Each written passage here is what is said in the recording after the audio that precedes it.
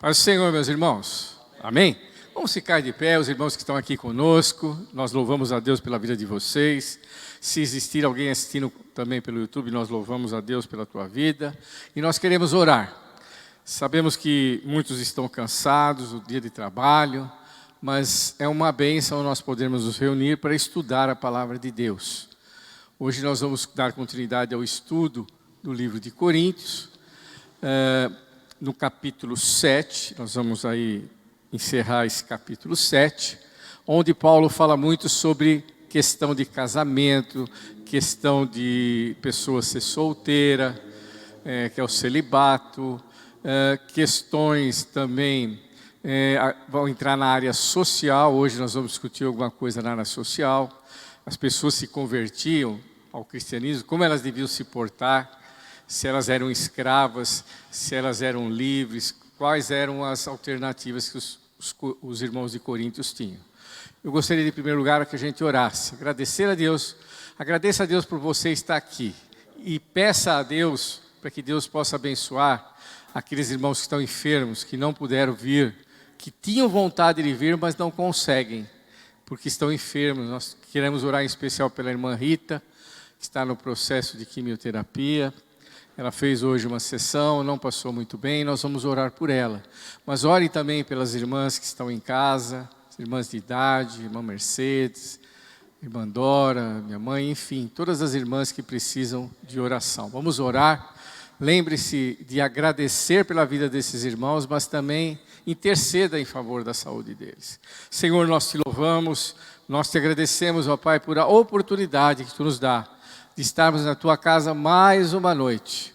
Obrigado, Senhor, por nós podermos estudar a tua palavra. A igreja, Senhor, ela patrocina o estudo da palavra de Deus a todos os crentes aqui da igreja. Nós te louvamos por isso. Isso é privilégio nosso, isso é uma oportunidade e nós aprendemos a tua palavra. A tua palavra nos diz, a Bíblia nos diz que o povo de Deus perece por falta de conhecimento, e é verdade. Muitas pessoas não têm interesse em conhecer a tua palavra, mas aqueles que têm, Senhor, aumenta essa chama, Senhor, aumenta esse desejo de cada vez mais nós nos aprofundarmos na tua palavra. Abençoa, Senhor, Espírito Santo, o Senhor que é o nosso professor. Uma das funções do Espírito Santo é nos instruir, é nos dar claridade, nos dar, explanar de acordo com a vontade do próprio Deus, da sua palavra para nós. O Espírito Santo haja, Senhor, na nossa mente hoje, no nosso coração, no nosso entendimento. Usa a minha vida, Senhor, para transmitir a tua palavra. Senhor, eu necessito da tua bênção, necessito da tua unção sobre mim, Senhor, para poder ser usado para explanar a tua vontade segundo o teu querer, ó Pai. Nós não queremos, Senhor, falar de forma alguma a noção humana, Senhor.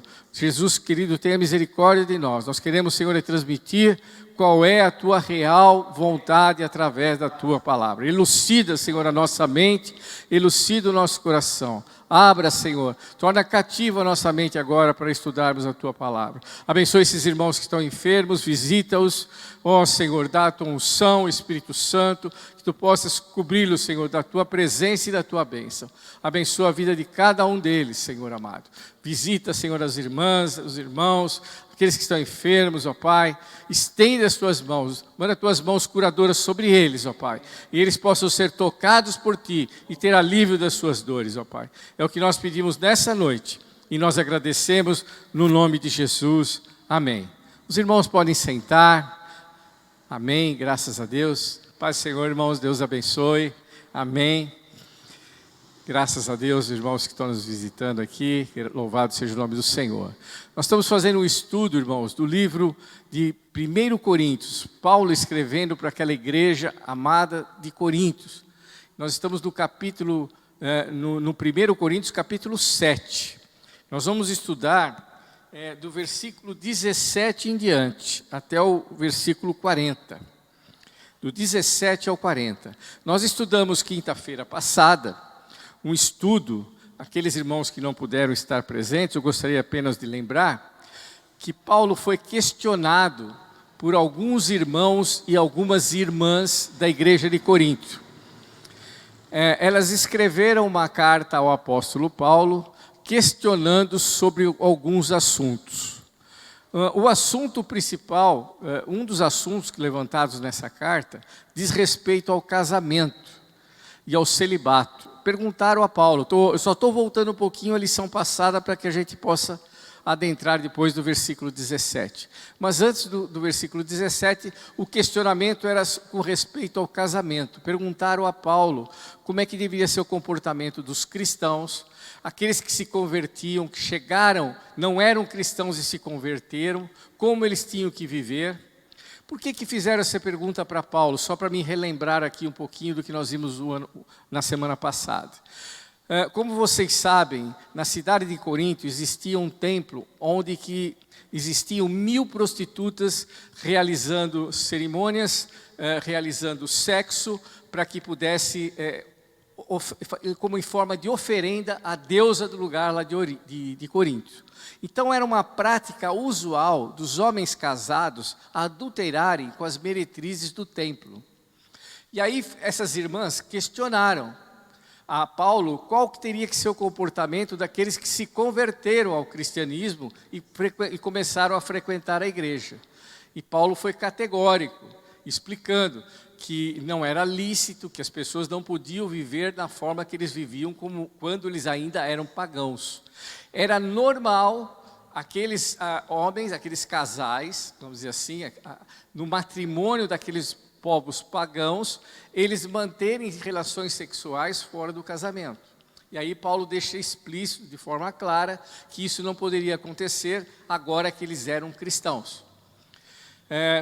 E aí perguntaram também a Paulo o que ele devia ser feito, porque se um marido, por exemplo, não se converteu, mas uma irmã veio para a igreja e se converteu, qual era a atitude que tinha que ser tomada? Como é que poderia viver juntos ou não? Tinha que ser mantido o casamento ou não? Essa foi uma das questões que nós vimos na aula passada. E Paulo deixa claro que teria que ser mantido o casamento, sim, desde que aquele que não fosse crente aceitasse conviver com um esposo ou esposa cristã. Deu para entender? Eles deveriam permanecer casados, sim. Porque o que começou a acontecer? Quando vieram casais e se converteram, alguns maridos acharam uma brecha, vamos dizer assim, olha, agora que eu sou cristão, eu vou me separar, eu posso me separar. E vinham para a igreja com essa mentalidade. E aí Paulo responde na carta que não, que as pessoas deveriam permanecer casadas, desde que o não crente aceitasse conviver com o cristão. Agora, se porventura o marido ou a mulher que fosse não crente e não quisesse mais manter o casamento, aquele que era cristão estava liberado para oferecer o divórcio. O divórcio era oferecido. Somente nesses casos, onde o não crente não queria mais conviver com uma mulher ou com um marido cristão. Deu para entender?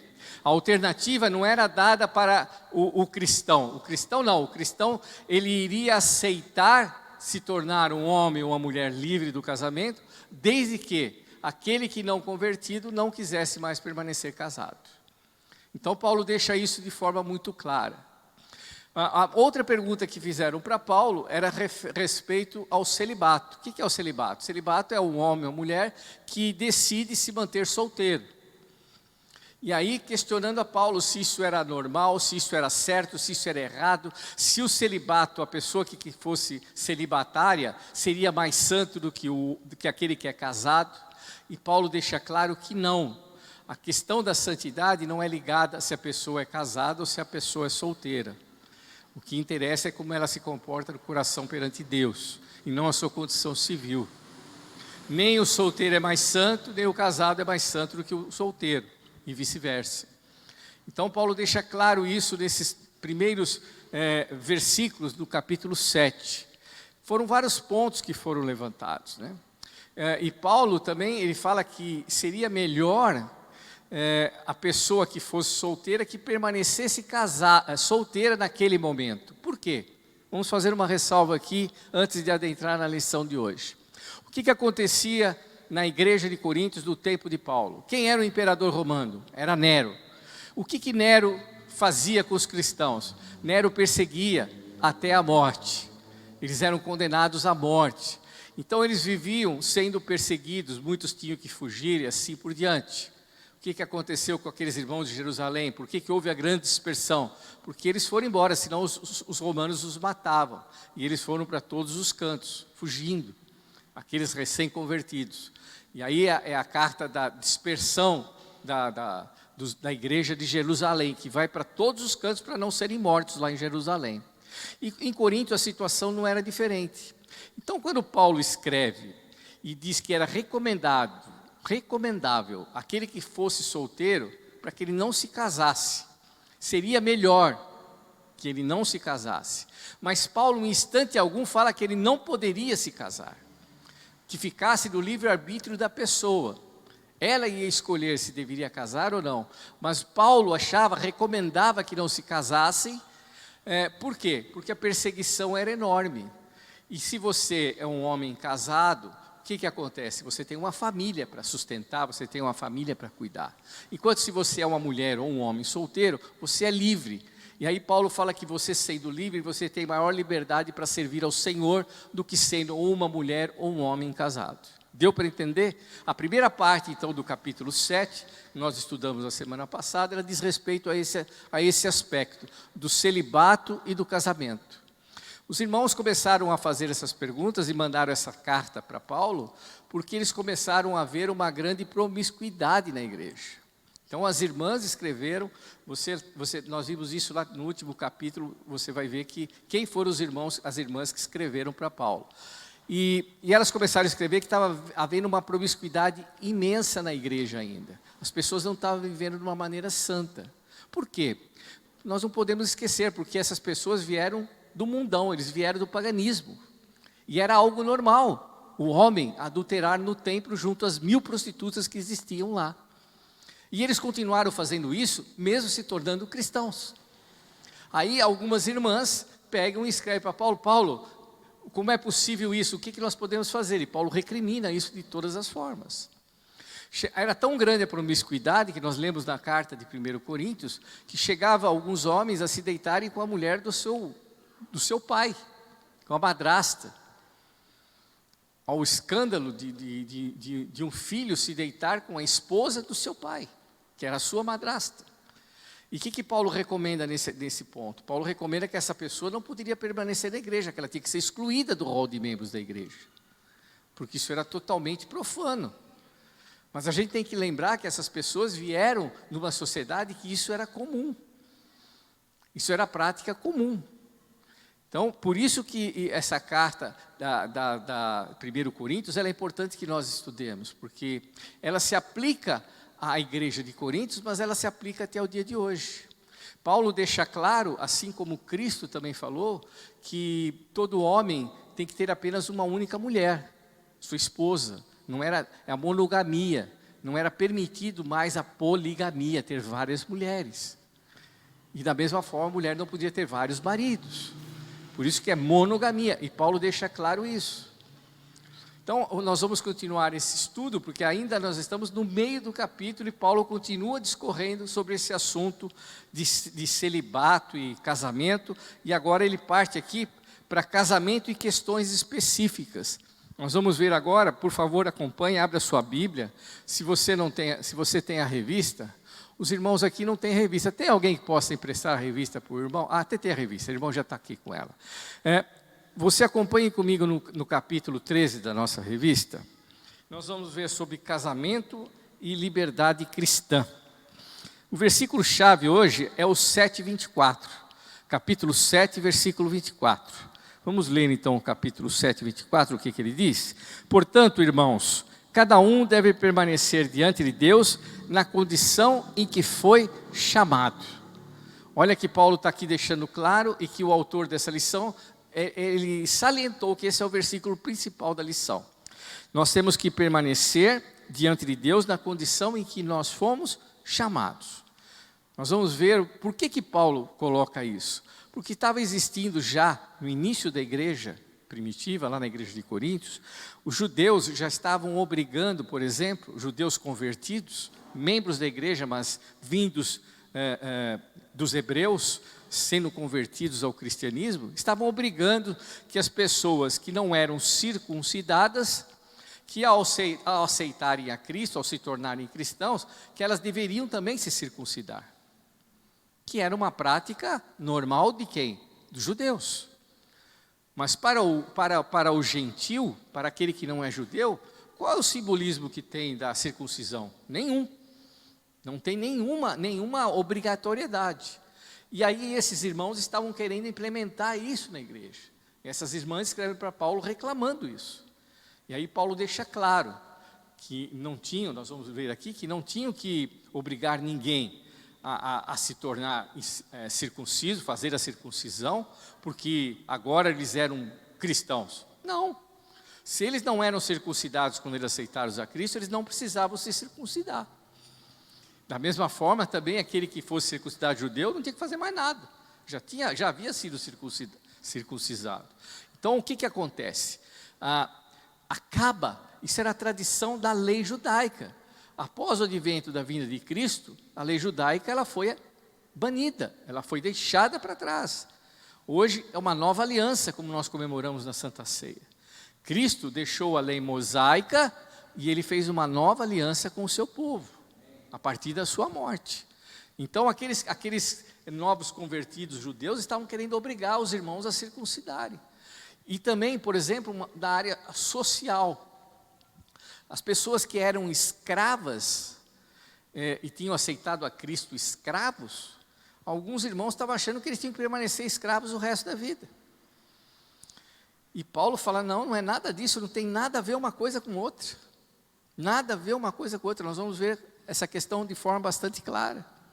Nós temos que lembrar, nós estudamos isso, foi na primeira lição da igreja de Corinto, a primeira carta. A cidade de Corinto era uma cidade igual ao Ribeirão Preto, 700 a 800 mil habitantes. E 40% da população dela era escrava. De 40% a 45% da população eram escravos, quase metade da população é escrava. E o resto eram livres, pessoas livres. Então era uma sociedade que ainda existia a questão da escravidão. E as pessoas se tornavam cristãs, elas viam com esse fardo de serem servas, de serem escravas. Paulo vai escrever mais para frente aquela carta a Filemon, uma outra carta que ele escreve a um membro querido da igreja, a um homem que Paulo amava tremendamente e que custeava inclusive a vida de Paulo financeiramente, e que um escravo dele chamado Onésimo havia fugido da sua casa e se tornado cristão. E não apenas se tornado cristão, mas sendo um grande agitador de Paulo na prisão. Quando Paulo estava preso em Roma, ele foi um grande ajudador. E ele se tornou ali um membro querido de Paulo. E Paulo escreve essa carta a Filemon, falando o quê? Olha, Filemon, esse escravo que você fugiu da tua casa com o nome Onésimo, eu quero te pedir um grande favor, receba ele na tua casa, de volta, mas não mais como escravo, mas como irmão, porque ambos, tanto você quanto ele, vocês dois são servos de Deus, então não existe mais essa separação. E eu peço que você, com certeza, Paulo foi quem evangelizou a Filemon, porque Paulo fala assim, coloque na minha conta esse ônus de trazer esse escravo para você. Porque qual era o pagamento do escravo que fugia da casa do seu senhor? Qual que era a paga, Dimas? Morte. Todo escravo fujão que era reencontrado, o seu dono podia matá-lo. E aí Paulo escreve para Filemon, falou, olha, receba Onésimo na tua casa, não mais como escravo, mas como irmão. E se te custar isso, coloca na minha conta. Ou seja, Filemon devia a salvação a Deus, lógico, mas quem levou Filemon à salvação foi o apóstolo Paulo. E Paulo usa desse direito, então, de ser o pai da fé de Filemon e fala, receba a Onésimo como servo de Deus, não mais como escravo teu, nem de ninguém. Ele é só escravo do Senhor, assim como você também é escravo. Então, esses últimos versículos do capítulo 7, nós vamos ver esses casos da questão racial, que os judeus estavam querendo colocar um peso sobre os novos cristãos, aqueles que não eram judeus, e também a questão social. Aquele que era escravo tinha que se manter na mesma posição ou não. E Paulo fala que independe da posição que nós tomemos. Você seja escravo, você seja um homem livre, nós somos todos iguais perante Deus, somos todos servos de Deus. Não temos senhores aqui na terra, mas somos todos servos do Deus Altíssimo. E é isso que Paulo deixa muito claro aqui nessa carta, nesses últimos versículos que nós vamos ler. Vamos ver o casamento e liberdade cristã, que está o item primeiro. Vamos ver o que Paulo fala do capítulo 7, versículo 17 ao 24. Leve a vida que Deus lhe atribui. Essa frase é emprestada do comentário de Leon, que faz desse texto. Aqui aprendemos um princípio básico para a vida cristã. Como cristão, devemos aceitar e com prazer a situação na qual Deus nos tem colocado e ficar alegres por podê-lo servi-lo em tal situação. Essa atitude implica reprimir o espírito humano de rebeldia. Não precisamos estar preocupados em mudar as circunstâncias externas, sociais e civis em que vivemos para servir a Deus. Então, irmãos, se você foi chamado por Deus para servir solteiro, glória a Deus. Se você foi chamado por Deus para servir como um homem ou uma mulher casado, glória a Deus. Independe da tua condição civil, o teu serviço perante Deus, a tua prestação de serviço perante Deus, o teu modo de viver, o teu modo de viver cristão, independe da tua condição civil. É isso que faz com que nós sejamos, nós devemos aceitar como Cristo nos chamou. Como Cristo nos chamou. Se Cristo nos chamou livre, se Cristo nos chamou solteiro, se Cristo nos chamou casado, não importa. Da forma que Ele nos chamou, nós devemos aceitar e ficar contentes com essa situação. É isso que o Paulo ele enfatiza aqui. Qual que é o princípio estabelecido aí? Nós temos no versículo 17 e 19. Vamos ver o que fala o 17. Contudo, cada um prossiga vivendo na condição que o Senhor lhe determinou, e em conformidade com o chamado de Deus. É isso que ordeno em todas as igrejas. Foi alguém chamado sendo já circuncidado? Não se preocupe em desfazer sua circuncisão. Foi alguém chamado sendo incircunciso? Não deixe se circuncidar, não há necessidade. Versículo 19. A circuncisão em si não faz o menor sentido. E a incircuncisão também não significa nada. O que realmente importa é obedecer aos mandamentos de Deus. Amém? Então esse é o princípio que nós temos que tomar. Esse é o princípio que a gente tem que aceitar. O princípio também ele se aplica a outras situações da vida. Ande cada um segundo o Senhor lhe tem distribuído. Cada um conforme Deus o tem chamado. Tornar-se cristão não exige o rompimento radical dos vínculos já formados. O que significa isso? Se eu sou um homem escravo, se eu vivo numa sociedade escrava, e eu aceitei a Cristo como meu Salvador, eu não preciso deixar de ser escravo para poder servir ao Senhor. Eu posso continuar servindo ao Senhor, mesmo sendo escravo de um homem, se essa é a sociedade que escraviza ainda as pessoas, como era no tempo da igreja de Corinto. Então, independente da tua condição, você deve continuar servindo ao Senhor da mesma forma. Não há impedimento. É isso que Paulo deixa muito claro. E com certeza, isso estava sendo motivo de dúvidas, de questionamentos da igreja, pressão de falsos mestres ali, falando que as pessoas que eram servas talvez não pudessem se adentrar à igreja, coisas do tipo. E aí Paulo esclarece de uma vez por todas que independe da condição civil, social, da raça, não existe diferença entre seres humanos perante Deus, de cor, raça, condição social, de pobre, rico, independente. Somos todos iguais perante o Senhor. E todos temos liberdade de servir a Deus da mesma forma. É isso que Paulo enfatiza aqui nesse primeiro ponto, nesses versículos. Os gentios não davam nenhuma importância ao ato da circuncisão. Paulo instrui os cristãos a não dar atenção a essas distinções. Se um judeu se convertia ao Senhor, não precisava se desfazer da sua marca física da circuncisão. Se por outro lado, um incircunciso abraçava o evangelho, não era necessário que adquirisse a marca. Essas diferenças externas deixam de ser fundamentais. O que importa aos convertidos, circuncisos ou incircuncisos, judeus ou gentios, é que exerçam a fé que atua pelo amor. Isso está em Gálatas capítulo 5, versículo 6.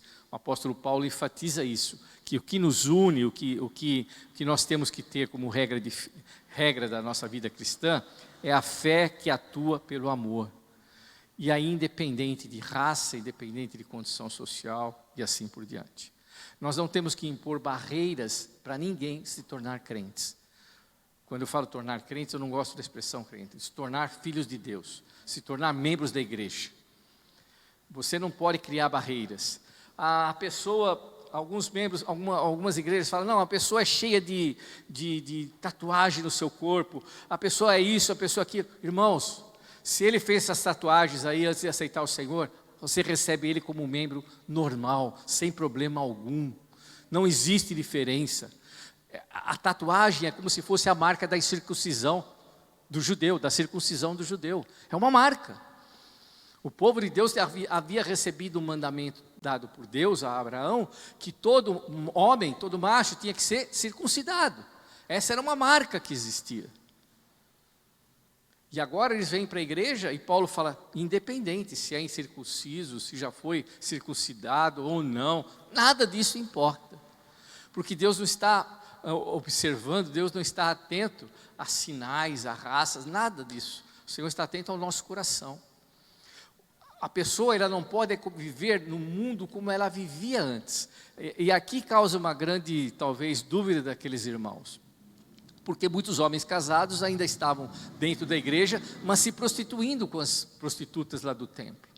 Isso é errado, porque eles viviam na prática do pecado que eles viviam antes. E Paulo recrimina isso. Paulo recrimina, mas Paulo em instante algum recrimina se alguém veio como servo, se alguém veio como gentil, nada disso, não tem diferença nenhuma. Você só não pode cometer os pecados que você cometia antes de ter aceitado a Cristo. Essa vida pecaminosa é que você tem que deixar. Não é a condição social, se você era pobre, se você era rico, não importa. Deus não faz acepção de nenhuma pessoa, amém? Isso ficou bem claro. Essas irmãs estavam escreveram para Paulo porque estava existindo pressão dentro da igreja. E as pessoas estavam usando, por exemplo, a liberdade que nós temos de cristianismo para libertinagem. E os homens continuavam se prostituindo, adulterando, enfim, e querendo viver dentro da igreja. Paulo, opa, isso não pode acontecer. O homem tem que ser marido de uma só mulher, e a esposa de um só homem. Então, isso ficou bastante claro no estudo da semana passada. E agora nós continuamos aqui a discorrer agora no capítulo 2. Se você for comigo aí na página 70, o princípio reafirmado. Paulo reafirma esse princípio nos versículos 20 a 24. O princípio do versículo 17 é afirmado de outra maneira no versículo 20. O que fala o versículo 20? Cada um deve permanecer na condição em que foi chamado por Deus. Paulo reafirma isso pela segunda vez. Ele já havia falado lá no capítulo, versículo 17, e reafirma isso. O que Paulo ensina não é que o cristão deve continuar nos estados inerentes, pecaminosos. É aquilo que eu falei para você. Ele não tem que continuar a sua vida pecaminosa, os quais na conversão devem ser abandonados.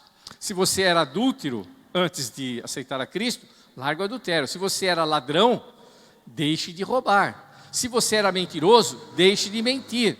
E assim por diante. É isso que nós temos que deixar. O que o apóstolo se refere é aquilo que não é errado em si mesmo. Ou seja, você não comete erro nenhum de você ser servo. Você não comete erro nenhum em ser gentil. Você não concede erro nenhum em outras práticas. Mas você não pode continuar na vida de pecado que você praticava antes de conhecer a Cristo. Muito bem. O que nós temos aqui mais? Se você ler esse parágrafo que o escritor escreveu aqui, eu acho interessante. Paulo apresenta uma argumentação paradoxal a fim de provar que o estado externo do homem tem pouca importância. Quando o escravo é convertido ao Senhor, entra na gloriosa liberdade dos filhos de Deus. E isso, irmãos, é válido. A pessoa, vão dizer, é escravo. Naquela sociedade ele era escravo. Ele adentra ao reino de Deus, ele tem liberdade. Ele tem liberdade, mas continua sendo escravo de alguém. Alguém ainda é seu dono, aqui, humanamente falando, né? Olha o que fala, entra na gloriosa liberdade do Filho de Deus, é liberto do Senhor. Essa liberdade divina é muito mais importante do que as circunstâncias exteriores. É muito mais importante ele se sentir servo livre perante Deus, mas continuar vivendo como um escravo perante os homens. E o que Paulo escreve, se eu não me engano, agora eu não vou lembrar se é em Efésios, mas me parece que é em Efésios. Como é que o servo deveria se comportar perante o seu Senhor? Humano, Senhor humano, o cara que fosse servo, como é que ele tinha que o escravo, como é que ele tinha que se comportar? Dar o seu melhor para o seu dono. Continuar fazendo o melhor, como se fosse para o próprio Deus. Ou seja, ele não precisa necessariamente deixar de ser escravo. Mas Paulo também fala que se for possível você conseguir a liberdade de forma humana, você deve conseguir, você deve buscar essa liberdade. Nos tempos romanos, tanto os romanos quanto os gregos, e eles tinham uma condição que era o seguinte: se um escravo fizesse algo muito bom para o seu senhor poderia conceder a liberdade a ele, por gratidão, e tornar esse escravo um homem livre. Então Paulo fala assim, olha, se você conseguir a tua liberdade, se esse é o teu sonho, busque, não há problema nenhum, você pode buscar isso. O que Paulo está falando para nós? É proibido você procurar dar uma vida melhor para a sua família?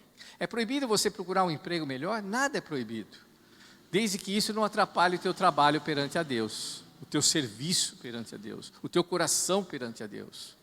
Desde que você não coloque isso como prioridade na tua vida antes de Deus. É mais ou menos isso. Paulo não está proibindo que aquele que fosse escravo, ele tinha que continuar escravo o resto da vida porque aceitou a Cristo. Não, ele podia se tornar um homem livre. Mas mesmo que ele continuasse escravo, não tinha que ser empecilho para ele ser feliz. Por isso que Paulo fala, seja a circunstância que Deus me deu, eu tenho que ser feliz com ela. Se eu puder ser livre, amém. Se eu tiver que morrer escravo, amém também. Eu tenho que estar feliz com o que Deus colocar na minha vida. Por isso que no versículo 20, ele fala, você esteja feliz, né? Dessa forma, é o que nós lemos aqui. Cada um permaneça diante de Deus naquilo em que você foi chamado. Se coloque na presença de Deus. Seja feliz com o que Deus te deu. Veja bem, o que importa, seja para o escravo ou para o livre, é que ambos se tornam propriedade de um único amo, ao serem convertidos. Está lá em Efésios, né, capítulo 6, versículos 5 a 9, como eu falei para vocês, e também a carta de Paulo a Filemon, onde Paulo pede para que Onésimo fosse recebido não mais como escravo, mas como um homem livre e como um irmão do próprio Filemon. Amém? Ai, graças a Deus. Todos os cristãos foram comprados por Cristo pelo alto preço do seu sangue. Pertencem, portanto, ao Senhor e não devem ser escravos espirituais de ninguém. Está no versículo 23. Nós podemos continuar, se nós somos escravos, podemos continuar escravos de um Senhor, humanamente falando, mas nós somos livres perante o nosso Deus. Nós não somos mais escravos. Nós éramos escravos de quem antes de aceitarmos a Cristo? Nós éramos escravos de Satanás, porque nós praticávamos apenas o pecado. E tínhamos prazer apenas no pecado. Nós agradávamos ao nosso Deus, que é o diabo, antes de conhecermos a Cristo, fazendo o quê? Pecando. A nossa tendência da carne, é pecar. E aqui, nós somos agora, que aceitamos a Cristo, nós somos libertos da escravidão. O Satanás não detém mais a sua coleira sobre nós. Nós somos livres, independente que sejamos escravos ou não. Somos livres perante Deus. Amém, irmãos? Por último, encontramos a reafirmação do princípio. Paulo reforça isso no versículo 24. Vamos ver o que fala o versículo 24. Portanto, irmãos, cada um deve permanecer diante de Deus na condição em que foi chamado. Ele reforça 3 vezes o mesmo conceito. Ou seja, não temos nenhuma barreira para nós servirmos ao Senhor. Pode perguntar o que quiser, quem quiser. Essa escravidão do passado, né, que tinha o seu senhor, o tutor aí da pessoa, seria semelhante hoje àquele que serve aos prazeres da carne, mas não tem consciência do que é pecado. Então, o Espírito de Deus vem revelar, nos mostrar onde estamos pecando, o que significa pecado. É isso. E essa é a função do Espírito Santo. O Espírito Santo, ele antecede a nossa salvação. Nós temos que entender isso. Como é que a gente consegue, é isso que o Dimas está falando. Se eu sou um pecador contumaz, eu vivo pecando, sou uma pessoa que não conhece a Cristo, como é que eu vou saber que o que eu estou fazendo é errado? Eu só sei disso, diz a palavra de Deus, devido à revelação dada pelo Espírito Santo do Senhor para nós. É aquela preveniência que existe. Ou seja, quem dá o primeiro passo para a salvação nossa, não somos nós. Quem dá o primeiro passo é Deus. Deus abre os nossos olhos espirituais para mostrar o que o Dimas está falando, que o que eu faço é pecado. O que eu estou servindo não é a Deus, assim ao próprio Satanás. E eu só consigo ver isso através da ação do Espírito Santo. Isso é importante, Dimas, frisar.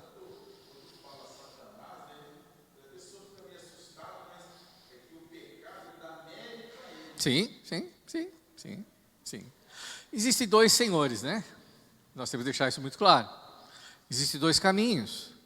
Existe o céu e existe o inferno. As pessoas hoje não gostam de falar disso, não gostam de falar de inferno. Mas existem apenas 2 caminhos. Ou você agrada a Deus e vai ao céu, ou você serve ao diabo e você morre no inferno. Não existe meio termo, como a igreja católica. Obrigado, Theo, eu preciso mesmo, o radiador está furado. Obrigado, Theo. Como a igreja católica prega, e eu sei disso porque eu fui católico há algum tempo, a pessoa pode passar um tempo no purgatório, pagar parte dos seus pecados. A Bíblia não fala isso em lugar nenhum dela. A Bíblia é clara. A Bíblia é clara. Existem 2 caminhos. Existem 2 senhores. Ela chama em outro ponto que existem 2 deuses. Deus, Senhor, Criador de todas as coisas, e Mamon, que significa o Deus do dinheiro, o Deus da riqueza, que é o Satanás, que ele se usurpou e quis ser igual a Deus e foi expulso do paraíso. Lembrando que ele não era Deus porque ele não foi autocriar, ele não tem autoexistência, ele foi criado por Deus. Ele era um anjo de luz. Só é Deus aquele que ninguém criou. Amém? Deu para entender bem, né? Isso é importante a gente frisar e deixar bastante claro. Então esse reforço ele é enfatizado por Paulo, que nós devemos aceitar a condição que nós nos chegamos a Cristo e não ficarmos com reticências e colocando peso nas pessoas que adentram aqui a igreja. Novos convertidos, olha, você não pode ter tatuagem, você não pode ser isso, você não pode ser aquilo. Irmãos, quem nos julga é o Senhor, e o Senhor não está preocupado com nada exterior, o Senhor está preocupado com o nosso coração, está preocupado com quem nós cremos, com o nosso amor, com a nossa fidelidade a Ele. Isso é muito importante a gente frisar. Lembrando que as pessoas vêm para a igreja e muitas delas vêm cheias de vícios, cheias de defeitos, cheias de problema. E a salvação não é algo assim instantânea em todas as pessoas. É um processo de santificação.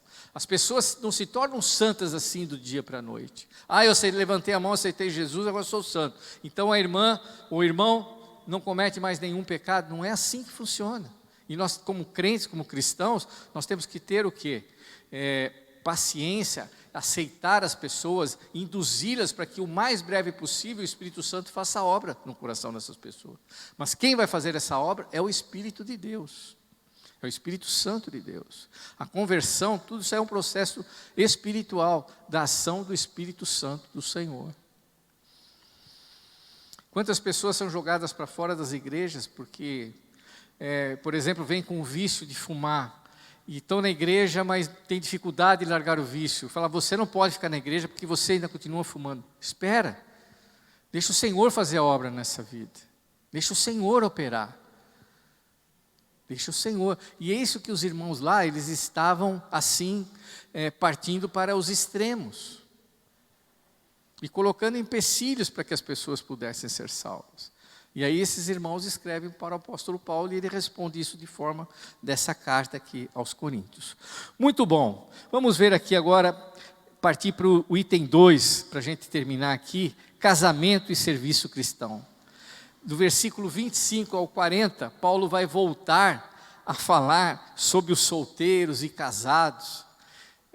As pessoas ainda continuavam com dúvidas, o que tinha que fazer, tinha que casar ou não tinha que casar, hein, Rita? Olha que problema, casa ou não casa, né? Casa ou compra uma bicicleta, o que você faz? Né? Então eram dúvidas que as pessoas tinham. Mas e por que elas tinham essas dúvidas? Eu volto a falar, vamos voltar ao tempo na igreja primitiva de Coríntios, como é que era a sociedade? Os cristãos estavam sendo perseguidos e mortos. Então, se você tem um casamento, você pode ser morto, você, o pai de família, a mãe e os filhos. Eles eram colocados como postes para iluminar a cidade, como postes de luz, emergidos em tinas de óleo e colocavam fogo para iluminar a noite. Então, não era uma condição fácil ser cristão naquele momento.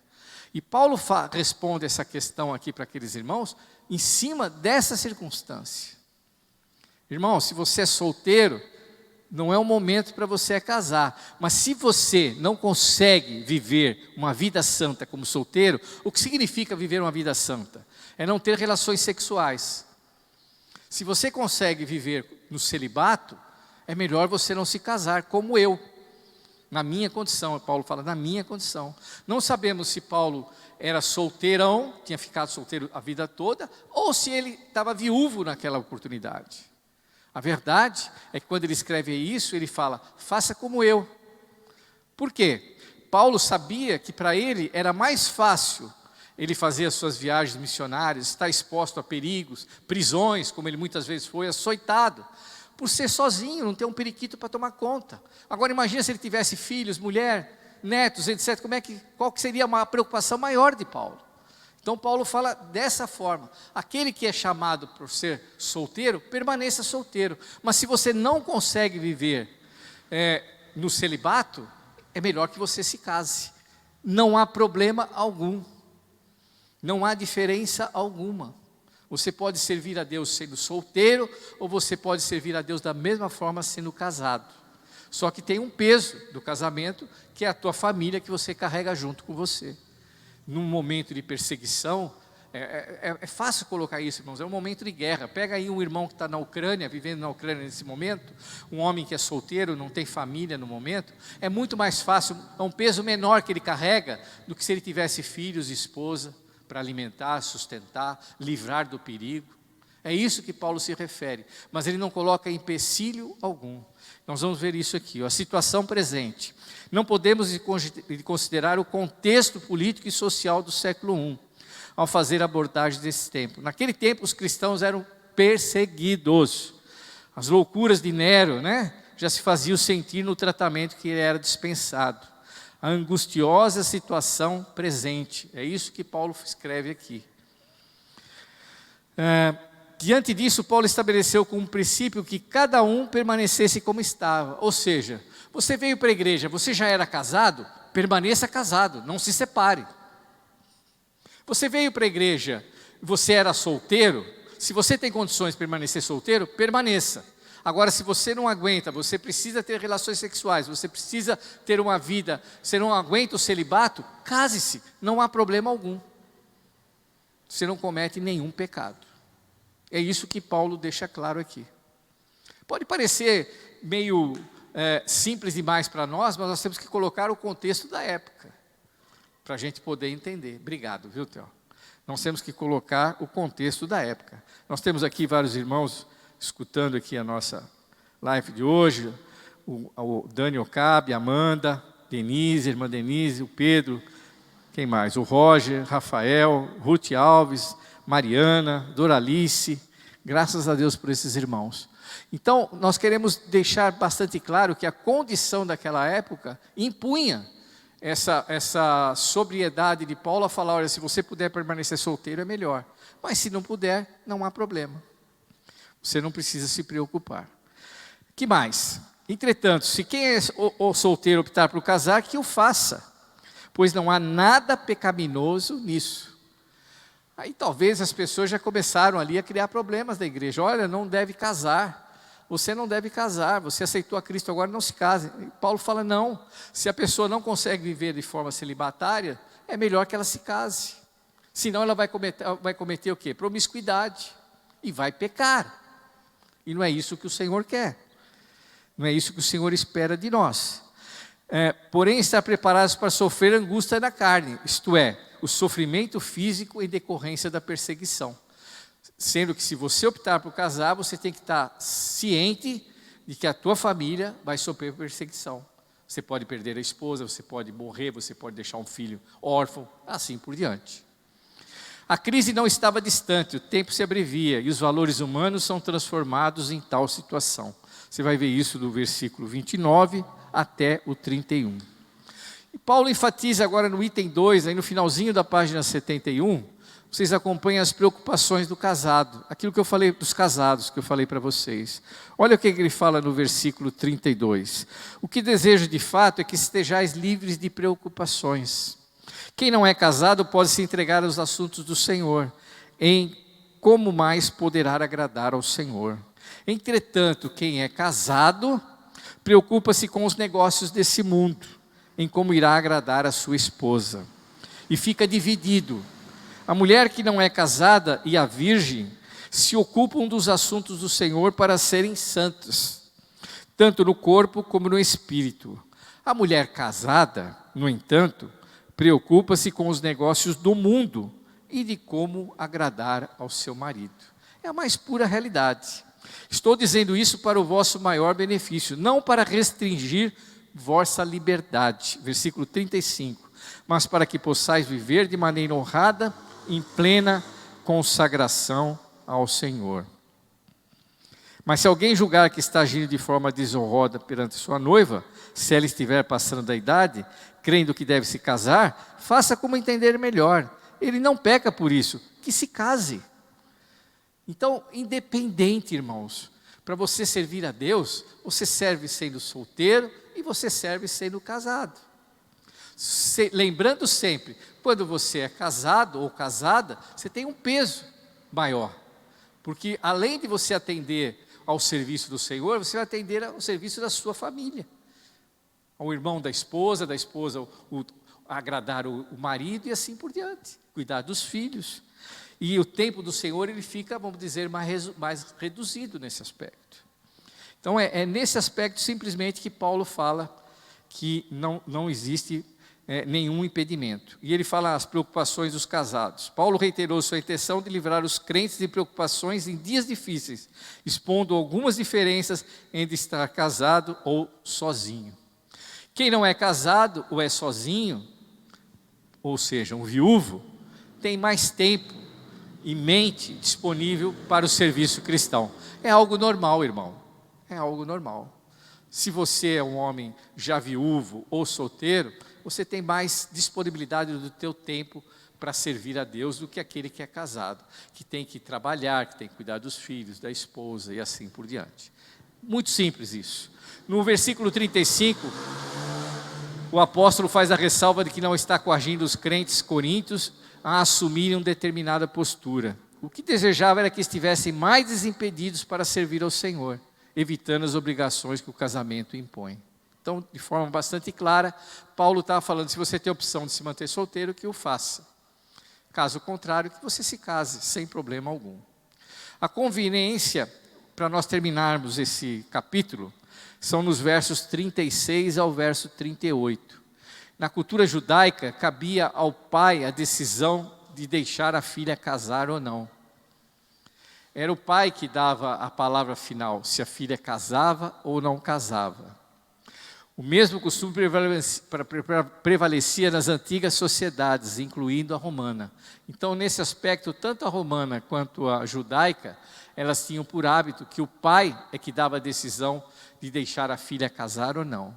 As moças não podiam se casar sem a permissão paterna. Dentro daquele contexto social é que tem sentido as palavras de Paulo no versículo 36. Vamos ver que fala no versículo 36. Mas se alguém julgar que está agindo de forma desonrosa perante sua noiva, se ela estiver passando da idade, crendo que deve se casar, faça como entender melhor. Ele não peca por isso que se casem. Contudo, o homem que decidiu firmemente em seu coração que não se sente obrigado, mas tem controle sobre a sua própria vontade sexual e chegou à conclusão de não se casar com a sua noiva, da mesma forma, esse também faz bem. De modo que aquele que se casa com a sua noiva faz bem, mas quem não se casa faz melhor. Aqui é nessa condição que nós tínhamos naquela época, deixar isso bastante claro. Numa condição de perseguição, era melhor que a pessoa não se casasse. Mas se tivesse que se casar, paciência. É melhor você se casar do que viver em pecado sendo solteiro. É isso que Paulo fala. Pode falar. Importantíssimo.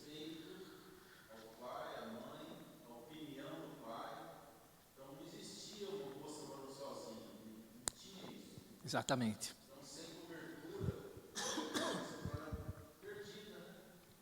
A tradição é mantida, né? E aí você vê o cuidado de Deus com a família, né? É isso que ele está dizendo. Essa deturpação da família, isso é uma consequência do diabo. E o diabo tem trabalhado de forma tremenda, né? Você vê as políticas implantadas hoje, é a destruição da família. Simplesmente isso, os vários gêneros, né? Não existe mais homem e mulher, existe A, B, C, D, F, G, H, não sei o que mais. Irmãos, não existe nada disso, existe homem e mulher, macho e fêmea. Tudo isso é acrescentado para quê? Destruição da família. A única finalidade, destruição da família. E o que o Paulo está aqui escrevendo é que tinha que ser mantida a tradição. E o pai escolheria o que era melhor para sua filha. Se era mantê-la solteira ou casada. Mas que ele fizesse o que ele achasse melhor. Não existia uma imposição da igreja se a menina tinha que casar ou se não tinha que casar. O alicerce para essa palavra é a família. Sim. Então, quando se destrói a família hoje, como é que fica a palavra em cima disso? Porque a referência de pecado, referência familiar, não tem mais. A destruição da família, o que é? A negação do próprio Deus. Deus não foi plano de Deus unir o homem e a mulher. Quando Deus criou o homem e a mulher e falou que eles tinham que se unir e se tornarem uma só carne, e que dali viriam os seus filhos, viria a procriação da sua família, é plano de Deus. Tudo que o diabo faz é para atrapalhar isso, é desvirtuar isso. E o que Paulo aqui enfatiza é que não havia nenhum plano, a igreja não podia se opor a se o pai decidisse que a sua filha fosse melhor naquele momento não casar. Essa era uma decisão do pai de família. Exatamente. E uma desobediência por parte de um membro da família ocasionou todo aquele problema. E você vê que não ficou sem consequência, ela virou uma estátua de sal. Ela não obedeceu a palavra, a sua família foi salva, mas ela faleceu ali, a mulher de Ló. Então, por quê? Desobediência, destruição da família. Então, aqui Paulo enfatiza que a igreja não deveria tomar partido sobre a família. Era uma decisão familiar. Se o pai achava melhor que a filha, naquele momento, não assumisse um casamento, que ela fosse resguardada, ela teria mais condições de servir a Deus e também sofrer menos peso nas suas costas, ficava a critério do pai na época. Ok? É isso que fala aqui. Cabia ao pai decidir, diante da situação difícil e na iminência de perseguições, devia consentir ou não no casamento das filhas. Qualquer que fosse a decisão, seria aceitável por parte da igreja. Entretanto, se a filha continuasse solteira, teria maior liberdade para servir ao Senhor. É isso que Paulo fala, e deixa isso bastante claro. E é algo normal, ok? O outro ponto que ele fala, agora só para a gente finalizar, são os últimos versículos, o 39 e 40, era com respeito à viuvez. Da mesma forma, Paulo enfatiza, se uma pessoa perdeu o seu cônjuge, o marido ou a mulher, problema nenhum que ele se casasse novamente. Mas o que Paulo fala? Diante das circunstâncias, que era melhor aquele que perdeu a sua mulher, que ele continuasse viúvo, ou aquela que perdeu o seu marido, que ela continuasse viúva. Seria melhor, porque ela teria mais tempo de servir ao Senhor e ficaria mais leve das perseguições que existiam sobre os cristãos. Ele termina isso nos versículos 39 e 40. A mulher que está ligada ao seu marido enquanto ele viver, porém se o marido morrer, ela estará livre para se casar. Com quem desejar, com uma condição. Aqui já vem um porém. Desde que a pessoa seja também cristã. Ok? Olha que importante essa recomendação. Versículo 39. Ela estará livre para se casar com quem desejar, contanto que ele pertença ao Senhor, ou seja, que ele também seja convertido. Não vai casar com ímpio de novo. Não vai dar o tiro do pé duas vezes.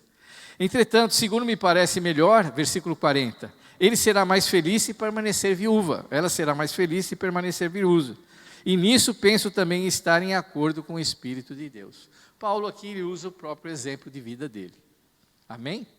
Essas são questões, irmãos, que foram apresentadas nessa carta aqui. A conclusão, a gente está terminando, já faltam 2 minutos apenas.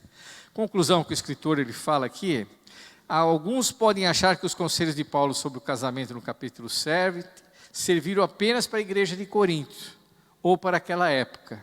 Todavia sabemos que o casamento é sempre um alvo maligno das igrejas. Então, uma vez que os conselhos de Paulo vêm do Espírito Santo, são aplicados na igreja até os dias de hoje. E isso permanece.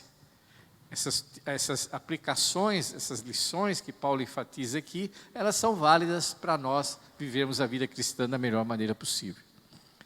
Alguma pergunta para os irmãos que estão aqui presentes? Os irmãos que estão também nos assistindo pelo YouTube, se houver alguma pergunta, pode escrever aqui, a gente tenta responder. Os que estão presentes, existiu alguma dúvida referente a essa explanação que foi feita? É uma carta, irmãos, simples, mas que estava causando muito problema na igreja de Corinto. Chegaram ao ponto de irmãs escreverem e levarem a carta a Paulo lá na prisão domiciliar, lá em Roma. Paulo, está acontecendo isso aqui, esclareça o que nós podemos fazer. Paulo já não era mais o pastor da igreja, Paulo foi o primeiro pastor da igreja de Corinto, foi o evangelista, foi quem abriu a igreja de Corinto, e depois ele continuou as suas viagens missionárias. E outras pessoas assumiram o lugar de Paulo, e vieram com muitas heresias, com muitos erros. Quando nós estudamos a primeira carta de Coríntios, eu falei isso na Santa Ceia, domingo ainda, existia uma série de erros na igreja. Era uma igreja repleta de dons, ela possuía, como Paulo fala, todos os dons do Espírito, todos falavam em línguas, profecias, visões, tinham todos os dons do Espírito, dom de cura, tudo. Só que faziam muitas coisas erradas. A ceia, eles serviam de uma maneira equivocada. Eles se reuniam para comer e beber na Santa Ceia. E deixavam alguns, quando chegavam, não tinha mais comida. Comiam igual os malucos. E aí Paulo vem e escreve no capítulo 11, nós vamos estudar isso mais à frente, e fala, não é assim que a ceia, não é dessa forma. Jesus Cristo deixou certinho como é que tinha que ser feita a ceia. Como ele fez com os seus discípulos. E aí tem lá no capítulo 11, versículo 23 e diante, Paulo discorre como tem que ser servida a ceia. E ele fala, se alguém tem fome, come em casa, não é para vir comer na ceia. A ceia é um local de comunhão, mas eles faziam isso, por quê? Eles vinham do paganismo, eles vinham do modo mundão de viver. E tinham que ser moldados. Então, apesar do Espírito Santo estar sobre eles, eles ainda estavam em processo de santificação. Como nós. Nós não somos inteiramente santificados, nós estamos em processo de santificação. Só seremos inteiramente santificados quando nós partirmos para o Senhor, ou o Senhor vier nos buscar. Até lá, nós estamos em processo de santificação. Amém? É importante a gente ter essa visão. Pode falar, irmão.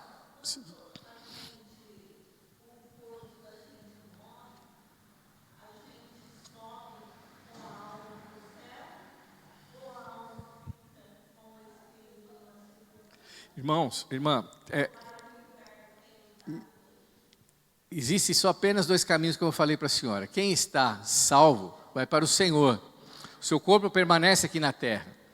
E o seu corpo permanecerá aqui na terra. Irá se decompor, etc. E só voltará a ser um corpo, vamos dizer assim, renovado espiritualmente, como o corpo de Cristo, após o advento da vinda de Cristo. Glorificado, essa era a palavra que eu estava querendo buscar. Nós só teremos um corpo glorificado após a volta de Jesus Cristo. Até então, nossa alma e o nosso espírito vão ao encontro de Deus, se nós somos salvos. Se nós não somos salvos, nós já temos outro destino. Logo que morre, irmãs, logo que morre, você já sobe aos céus. Por isso que nós falamos que as pessoas quando morrem, o cristão quando morre, ele é promovido. Ele é promovido aos céus, junto ao Senhor. Mas nós ficaremos aguardando o dia da volta do Senhor. E aí existem outras consequências para isso. Nós podemos explicar isso de um outro dia. Mas aquele que já está condenado, não existe uma segunda chance. A chance que nós temos de obter a salvação é aqui, em vida. Depois disso só vem o julgamento, só vem o juízo. Deus, quando voltar buscar a sua igreja, aí sim o nosso corpo vai ser restaurado. Independente se você morreu de câncer, se você teve a tua perna amputada, independente do que aconteceu, o teu corpo será glorificado. Você terá um corpo diferente como Cristo teve após a sua ressurreição. Quando nós lemos no livro de Atos, quando Jesus aparece no meio dos seus discípulos, ele entra numa sala fechada, ele não passa por paredes e por portas. É algo que nós não temos como explicar. É um corpo diferenciado. E Cristo fica ali perante os seus discípulos por 40 dias, mas com um corpo glorificado. Amém? Então tenha em mente isso. Isso é um outro assunto, uma outra aula. Mas referente à aula de hoje, alguma pergunta da aula de hoje, com referência aos casamentos, é importante que a gente frise esse ponto. Nós podemos responder à irmã depois de uma outra aula sobre esse assunto, ou em qualquer momento que a irmã precisar. Mas esse é um outro assunto, não diz respeito à aula de hoje. Com respeito à aula de hoje, alguma pergunta? Os irmãos aqui também não escreveram nada, então eu gostaria que nós ficássemos de pé, já estamos no horário, eu gostaria que nós orássemos.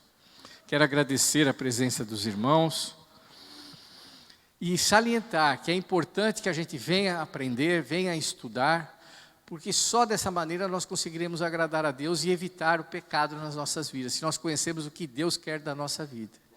Amém?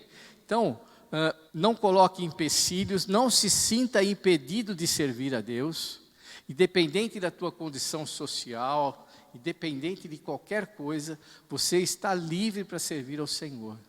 Amém? Desde que você não esteja em pecado. O que Paulo enfatiza é que nós não podemos viver a vida que nós vivíamos antes pecando, mas independente. Se nós somos de uma raça, somos de outra, isso é independente. A nossa condição social, se eu sou pobre, se eu sou rico, isso não tem a menor diferença para você servir ao Senhor. Nada existe de impedimento para que você sirva a Deus. Vamos orar, irmãos? Feche os teus olhos.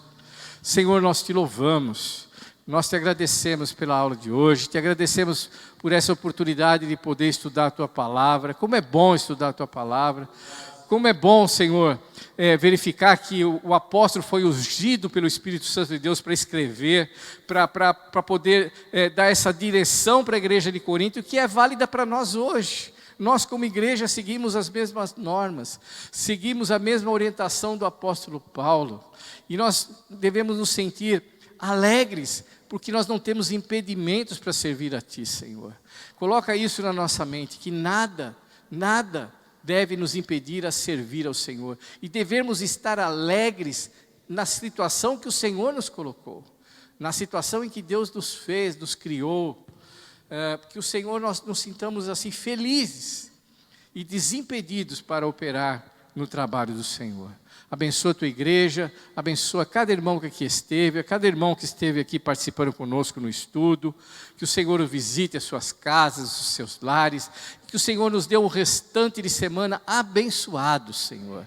Abençoa o nosso dia a dia, o nosso trabalho, a nossa casa, abençoa a nossa família. Senhor, visita cada irmão, Senhor. É o que nós pedimos nessa noite e nós agradecemos em nome de Jesus.